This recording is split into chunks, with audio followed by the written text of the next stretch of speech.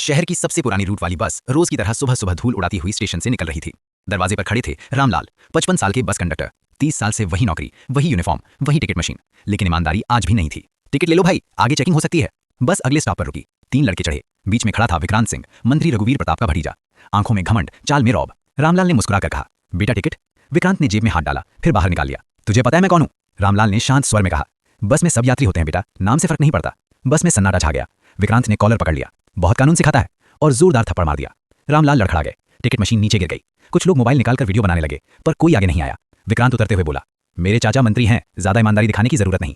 उस दिन रामलाल चुपचाप घर लौट आए। उन्होंने अपनी बेटी कविता से कुछ नहीं कहा। कविता इस समय इलाहाबाद हाईकोर्ट में जज थी। वो अक्सर कहती थी, पिताजी आपने मुझे सिखाया है कि कानून से बड़ा कुछ नहीं। लेकिन इस बार सच्चाई उनसे छिपी नहीं रही। किसी अजनबी ने वो वीडियो उन्हें भेज दिया। वीडियो देखते ही कविता की आंखें ठहर गईं। थप्पड़ की आवाज जैसे उसके दिल पर पड़ी हो, पर चेहरा शांत था। उसने सिर्फ इतना कहा, अब कानून बोलेगा। मामला अदालत पहुंचा।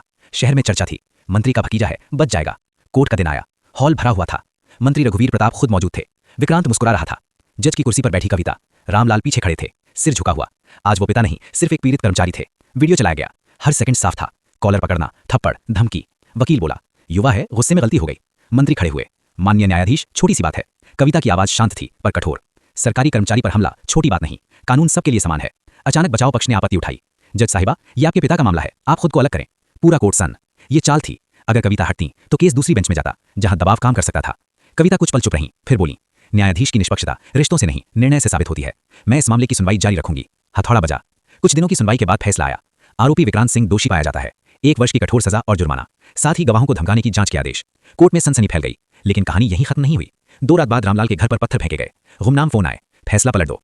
कविता ने कोई बयान नहीं दिया। उसने उच्च न्यायालय की रजिस्ट्री को शिकायत भेजी और पूरी सुरक्षा प्रक्रिया सक्रिय कर दी।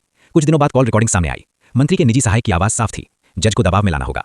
मामला और ऊपर पहुंचा। जांच बैठी। मीडिया में बहस छिड़ गई। धीरे धीरे सच्चाई खुली। मंत्री के दफ्तर से गवाहों को धमकाने के सबूत मिले। मामला गंभीर हो गया। एक सुबह खबर आई, मंत्री से इस्तीफा लिया गया है। उनके खिलाफ भी मुकदमा दर्ज हुआ। कोर्ट के बाहर पत्रकारों ने कविता से पूछा, क्या यह व्यक्तिगत लड़ाई थी? कविता ने कहा, अदालत में कोई किसी का पिता या भतीजा नहीं होता, वहां सिर्फ नागरिक और कानून होते हैं। रामलाल पास खड़े थे। उनकी आंखों में आंसू थे। उन्होंने धीमे से कहा, आज समझ आया, मैंने बेटी नहीं पाली, मैंने न्याय पाला है। कविता ने उनके हाथ थाम